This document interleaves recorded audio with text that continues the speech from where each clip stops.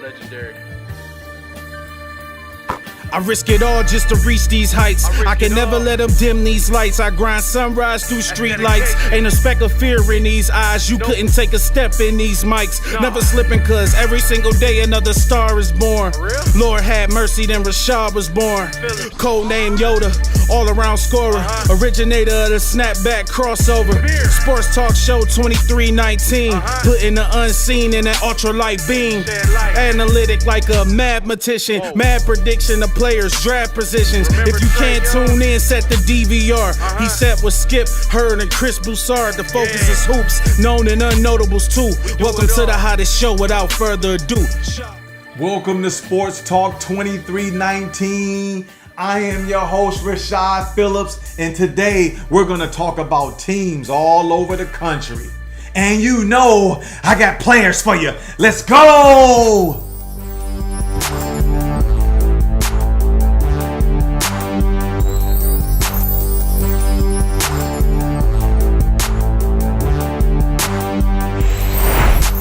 The team I want to talk about first is the Temple Owls. This unit won 17 games last season.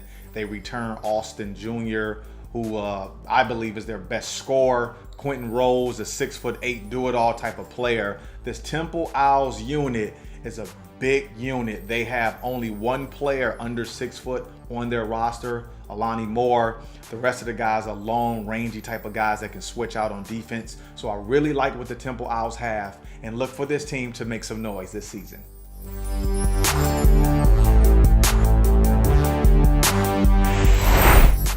Let's go over to the MAC conference. The Toledo Rockets, one of my favorite teams to watch. Coach Kowalczyk and his staff have put together a fantastic roster of kids who love to share the ball and play the game the right way. The three-headed monster of Nate Navigado, Sanford, and Jackson, those three guys are tremendous. They also have a transfer that just came in this season, Spencer Littleson. He's eligible to play, a 6'4" guard that was a fantastic scorer in high school that transferred from Duquesne. Look for the Toledo Rockets to be exciting in the MAC conference.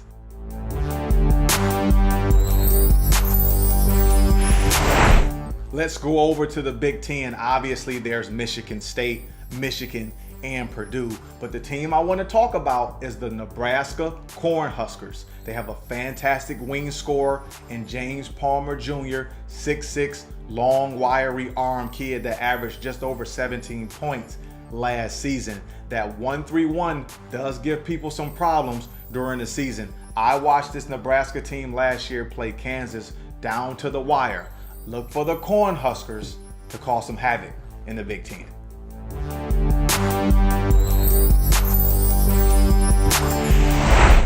The Clemson Tigers in the ACC. This is a well-coached team with an established backcourt starting with Marquise Reed. This kid is as good as any point guard that you'll see in the country. He's tall, he's strong, and he's a shot maker. Shelton Mitchell, his backcourt mate, will also do some damage with him. You pair that with Elijah Thomas, who's a fantastic shot blocker. The Clemson Tigers have a chance to make a push.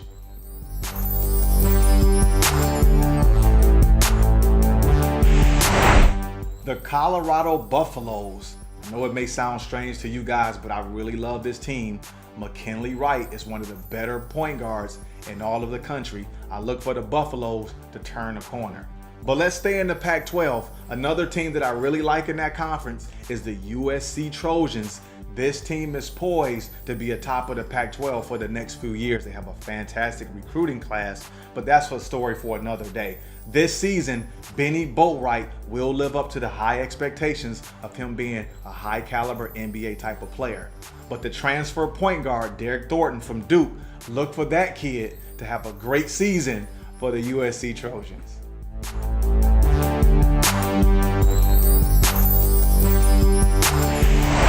The UCF Knights, last season 19 wins. They go into this year with a clean bill of health, a fantastic coach, and to me, that's the perfect remedy to repeat or have a better season than last year.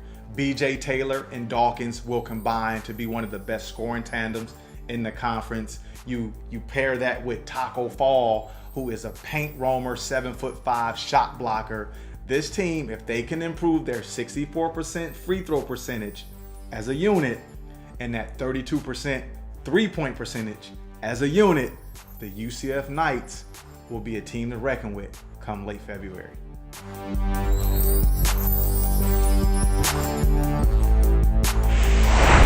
The Belmont Bruins out of the Ohio Valley Conference. This team won 24 games last season. They returned Dylan Windler, 17 points, 9 rebounds last season. One of the better mid-major players in the country. I'm looking forward to watching this team compete against UCLA, Western Kentucky, and Purdue. Great measuring sticks for this Belmont team.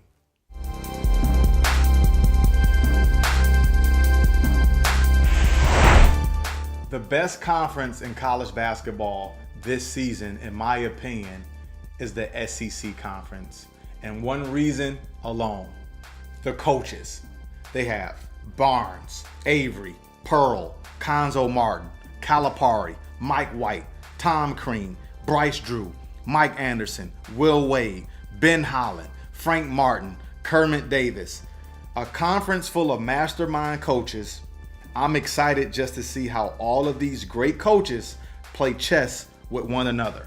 The reason why I believe this is the best conference in college basketball is because when you have great coaches, you recruit great talent.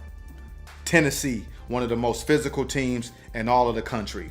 Ole Miss, they have a kid by the name of Terrence Davis, and he's tremendous in open court. He didn't have great percentages last season, but he's high level. Alabama will be exciting again under Coach Avery. He's a fantastic coach. He knows what he's doing, and Petty is a fantastic shooter. Calipari, what can I say about this Kentucky unit? I believe Kentucky is the best team in all of America, and they will be the best team, and they may be the last team standing in March. You look at Coach Pearl. Auburn was fantastic last year. They'll be great this year. Mike Anderson has a tough unit at Arkansas. Daniel Gafford is a top 15, top 10 pick. Will Wade will have this unit rolling. Frank Martin, you can never leave him out of the equation. Bryce Drew over at Vanderbilt. Darius Garland, this freshman point guard, is going to be tremendous. The SEC Conference had 9 teams last year that won 20 games. I look for this season in this conference to repeat.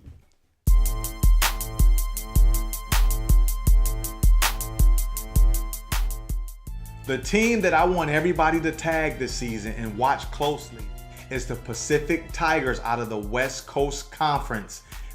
They are led by former NBA standout head coach Damon Stoudamire. And yes, I have him on Sports Talk 2319 right now. Coach, welcome. Shad, what's up, man? How you doing, man? I'm doing great. It just sounds strange to say Coach Stoudamire, but it does have a nice ring to it. Hey, you know, I'm a point guard. We always been coaches, you know what I mean? So it does sound a little strange. All these kids calling me coach, parents calling me coach. You know, I'm really not used to that. I'm used to hearing D, Damon, Biggie. You know, I got a lot of monikers, but Mighty, you know, but I'm getting used to being coached. I'm getting used to it. You've earned that tag, Coach Stoudamire, so that's what I'm going to call you for the remainder of the show. The pride and joy of Wilson High School. Damon, I know you were given the narrative of you were too small, you can't perform at this level. What was the motivation behind Damon Stoudamire in high school? You know, I felt like the motivation at the end of the day was I always wanted to be a pro, and I probably didn't talk about it except to my close circle of friends. But there was a particular kid, okay, his name was Ray Ross. Mm-hmm. He went to Park Rose High School, and he was really good. Like I would never take anything away from him. He had more God-given ability than I did. He was 6'1.5", 6'3", and you know, he could do a lot of things on the court, but the one thing to me that he didn't have mental toughness, and he just wasn't a tough dude by nature. He was a good kid. Yeah. But if he had my attitude, like, he could have went straight from high school. He was always ranked higher than me on these levels, and I just didn't understand it. I really didn't understand it. And as crazy as it sounds, I used that as a motivation because I was like, so y'all just got him ranked higher than me just because of the guy giving the ability, but he not the work. And then when we went head to head, I used to tear him up. You know, so it just kind of always like that, like that's with me. Wow, you know, there's a lot to unpack there in regards to the chip being on your shoulder, and it's really similar to a lot of small point guards. I mean, like myself, where somebody else that they have in front of you that you know that you're better than, and you go out time and time again to show that. After taking your high school to new heights, I want to know, what was the reason why you chose to go to Arizona over Oregon? What was behind that commitment? I think the misconception about Oregon right now, because of the success that, you know, the athletic programs are having, is that, man, Oregon didn't look like that when I was growing up. Yeah. Okay. Man, they played in MAC court. You know, it wasn't a lot of money being pumped up in the field. Field night wasn't as entrenched and doing what he's doing for the programs now. So the facilities, they weren't really on point. Okay. You know, good things. And, you know, Terrell Brandon, he was at Oregon, obviously. You know, yeah. he ended up playing with Khalid. That would have been like playing with somebody on that level. So I could have learned a lot. But once he declared for the draft, it kind of made that decision easy. After a remarkable 4-year career at Arizona, I remember the Final Four run in 1994. I was so inspired watching you play. Back then, my favorite conference was the Pac-12 because of guys like yourself, Brevin Knight, and Tyus Etney, and so forth. I was always drawn to guys considered to be too small, but were so dynamic that you couldn't ignore them. All three of you had me staying up late on the Midwest trying to watch those battles. What were those battles like? And is that the same mentality you try and pass down to your team today, Damon?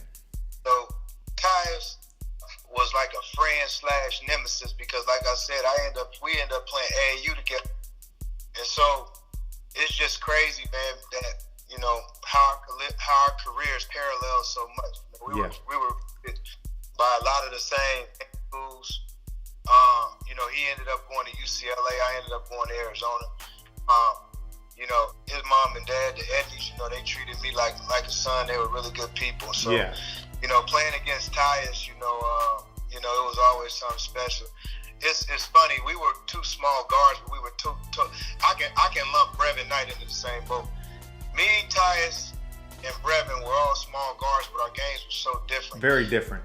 Very different. I was one out of the bunch that could really score. Yes. I could shoot it. I could stroke it. Yep. So I did everything they did, and they couldn't score like how I could. Right. Tyus always played great teams at UCLA. I think we split our 4 matchup. They beat us twice. I think my freshman year, they beat us twice. My sophomore year, we beat them twice. Yeah. Junior year, we split. And senior year, they beat us twice. But Tyus always played with good teams. And the thing about him, man, his ability to be unselfish and get guys going. Yeah. And you know, when you play with somebody, I always respected Tyus because as a small guard, I knew that he knew my tendencies because we played against each other. Right. So I just had to keep him off balance. He was hard, and it was hard to keep him off balance. I won't lie. I thought he was a heck of a defender for his size, and I'm small, but he was even smaller than me. Yeah. He was competitive in his own way, but he's a great dude. Love him to death. Brevin is a totally different guy, and it's funny, man, because I would call Brevin Knight the best defender. Yeah. Under 6 feet that I ever played against. But with that being said, some of the best games I ever had was against Knight. Yeah, you probably had to turn it up a little bit, right? You had to turn it up.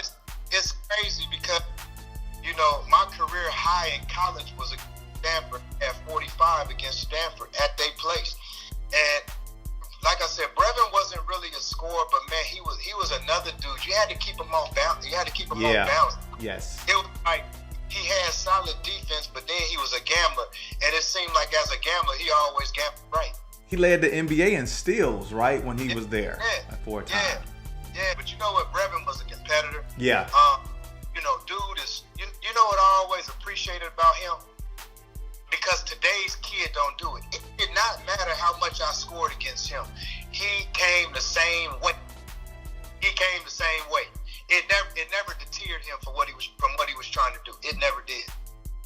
You compiled an illustrious career at Arizona. 101 wins, only 24 losses. But you had something that was more dynamic about you than any other point guard in all of the country. And that was your ability to score at a high rate and pass the ball at a high clip as well. You were drafted 7th overall by the Toronto Raptors in a 1995-96 draft. And personally, to me, that just gave me life. And watching you walk across that stage and break down those barriers for small guys like myself, that was a monumental moment, obviously for you, but for guys like me that were following in your footsteps. Take us along that journey during your Rookie of the Year campaign with the Toronto Raptors and tell us some of the challenges that you faced by being the first point guard drafted in that draft, and also just enlighten us more on how the NBA was back then. Going through the draft process, I just felt like I was ready. Yeah. I felt I was a grown man. You know, obviously at that time it wasn't a lot of dudes coming out early. That year, that's when KG came out. Yep. Bigs were out, little guards didn't come out. So I just felt like I was ready. I was ready for that step. You know, when I got to Toronto, the NBA was on strike during the summer, so I actually didn't get a chance to really work out. Yeah. With none of the people up in Toronto. So the strike, they came to a resolution, I think maybe 2 days before the season started. So I had to basically go up there, sign the contract. We got on a bus, went to Hamilton for training camp. Wow. So you know, all during that time, you couldn't really talk to nobody. So I didn't really get a chance to, for that summer at least, to do the things that I needed to do. I was getting through practices, but I didn't feel like myself. Especially my rookie year, it affected me. I wasn't as dominant as I was being, but I wasn't taking into consideration that obviously I was playing against some better players. They were grown men. Yeah. But more, man, we was practicing 2 times a day, 3.5 hours a day. And see, what people don't understand, that's how training used to be. We practiced from 9 to 12, and then we came right back from 5 to 8. Yeah, that's tough turnaround. I just didn't legs. And so what was that there was a guy named Chris Whitney, who you might know. I know Chris Whitney. Chris Whitney was my backup. But Brendan Malone at the time, you know, when they was having the meetings, felt like he was playing better than me. And so I got a call from Isaiah, you know, and he look, man, this dude is tripping, man. This dude think that Chris Whitney better than you, X, Y, and like I'm trying to tell Brendan, Damon never been through camp before. You know, you're judging this like this up and grind like this. You just getting good work in. You judged off that. You know, Damon is when the lights come on, camera action. You know, I watched him for 2 straight years. Seen it. I seen him in practice. Right. You know, so listening on this, he said, man, what he gonna end up doing is have me cut Chris Whitney because, man, I ain't gonna have dude embarrassing me, have me look crazy when I know what I'm looking at. So what ends up happening is we end up playing our first scrimmage game, right? Yeah. You know, just an inter squad game for the fans in Hamilton. And Shy, you know, I got busy. I put my numbers with. I got busy. So then what happened is we played Philadelphia our first exhibition game, and I ended up having 28-10 the first exhibition game, and that was put to rest. You know, I figured it out. Yeah. I was tired, but I got my legs under. Learned what it was to be a pro, man. You know, and I tell my kids all the time, you know, the translation of it, man. Like, you don't practice a lot in the NBA. That's misconception too. You don't win minutes in practice, man. You win minutes in the game. Your job in practice is really to get there before practice and get some good work in, because when practice comes, man, you know, it's all dummy stuff. Yeah. Okay, so you got great imagination. And when I think about the kids, I think about my kids, and I just was telling them, I've been screaming it a lot lately. I said, everybody aspires to be a pro, but nobody in.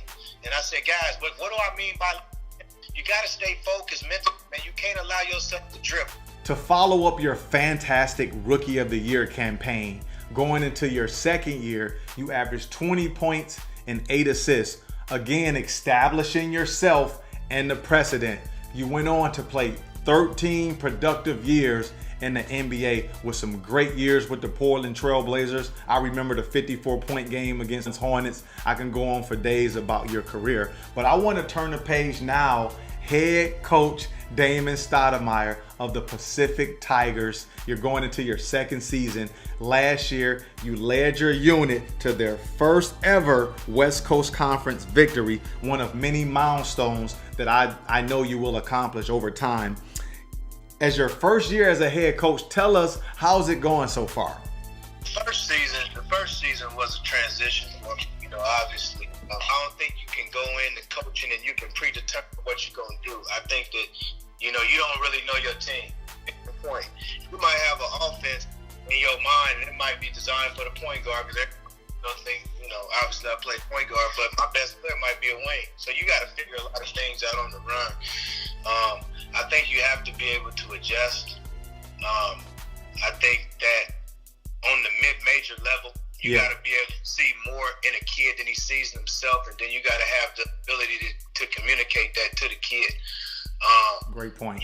Great point. You have the relationship that you have with the kid is going to be so important. Today's kid won't allow you to coach him if you don't have a relationship with him. Like you can try to coach them all you want to, but they're not listening to you. If you don't, if you don't have a relationship with them, they will not allow you to coach them, or they'll only allow you to coach them to a certain extent. It's not like when we grew up, we just listened to our coach. They don't do that anymore. Right. Right. I totally understand that. I think you gotta I think you gotta delegate.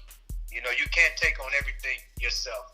I learned that real fast, because if you try to take on everything yourself, it's just not going to work. It's not going to work, man. You got to use your assistants. You got to use your support staff. Like, that's just part of it. You got to use it. But, we got through the year.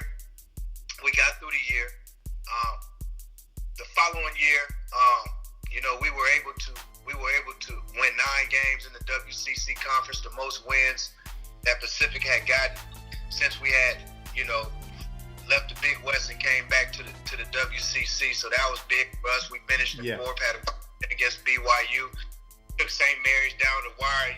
We really made a lot of strides, and I'm happy with the way the program is going. And on probation when I got the job, and this is we're just coming on the last year. So the first 3 years of this job, they took scholarships a year. Okay? How many scholarships did they take? 6 scholarships total, 2 a year. Okay, we had 40 less recruiting days to go out and recruit. We had a 10-week period where we couldn't talk to kids on the phone or email. It's just we had a whole lot of restrictions to what we were doing, and I don't even think people even know. Oh, and this is the thing I can't even believe I forgot. Here goes the biggest. We only had 5 official visits. Wow. Per year. Think about what I just said. We had 5 official visits per year. So you know what? We all wasn't in line and in favor of it, or it wasn't by a vote of hands, one way or another. We didn't take them because we can't afford to miss right now. Yeah. Because we didn't have the extra scholarships. See, and that's what people don't really get. They don't understand. Not only did we not have the scholarships, man, it costs a lot of money to go to Pacific, so we're not getting the walk-ons the same way that you can get at other schools. So it was just a lot of things that we were fighting and the obstacles we had, but we never used it as an excuse. And I'm proud of what we're doing up to this point, and going into this 3rd year, man, I'm just excited about what's going on. I like my team.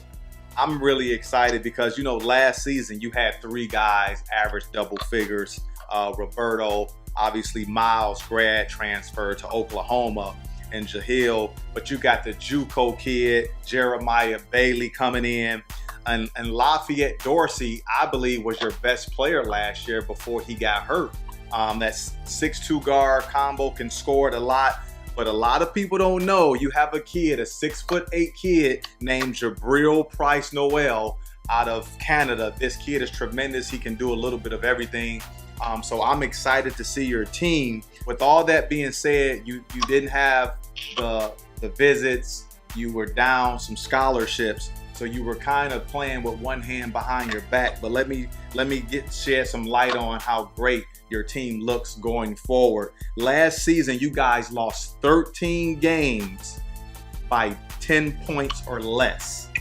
Now out of those 13 games, you lost 8 of those 13 games by less than 5 points. So that's a matter of 2 possessions.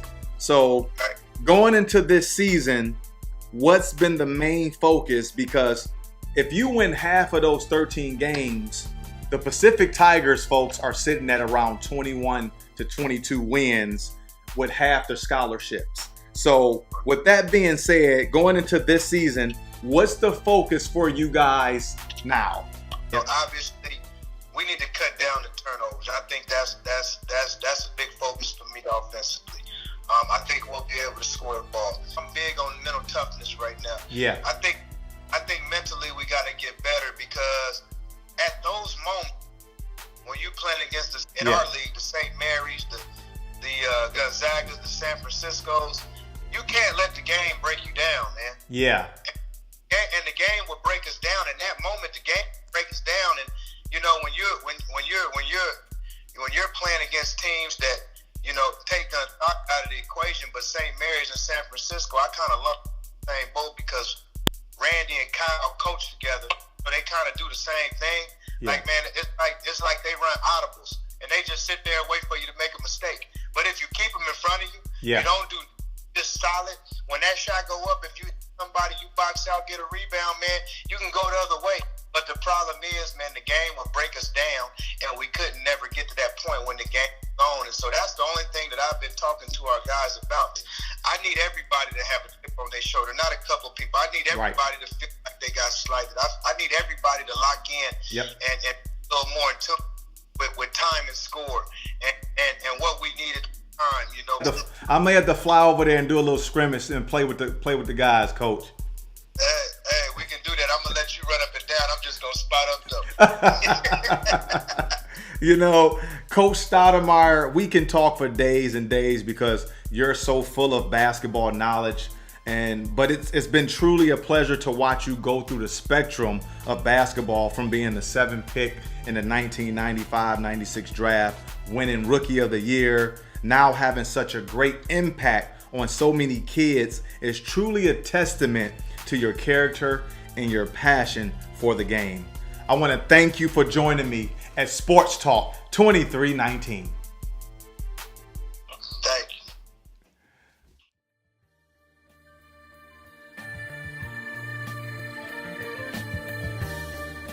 I want to remind you guys, the beauty of college basketball is that any given day, your team can be victorious.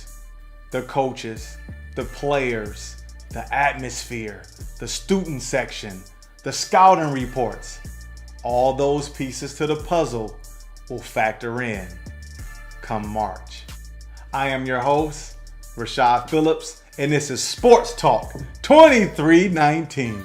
I risk it all just to reach these heights. I can never let them dim these lights. I grind sunrise through street lights. Ain't a speck of fear in these eyes. You couldn't take a step in these mics. Never slipping, cause every single day another star is born. Lord had mercy, then Rashad was born. Code name Yoda, all around scorer. Originator of the snapback crossover. Sports Talk Show 2319. Putting the unseen in that ultralight beam.